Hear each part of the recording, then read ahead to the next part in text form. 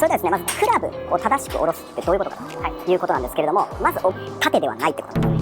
これはもう上は分かってると思いますけど、昔の考え方っていうのはクラブを縦、クラブを縦、クラブと腕は縦、これに対して体が横といった考え方で振りましょう。聞いたことありますね。これ間違いなんです。腕とクラブは常にこういう動きをさせてるんですよ。右向いてこうやる感じです。で、下ろすときと一緒に左へ体を回す。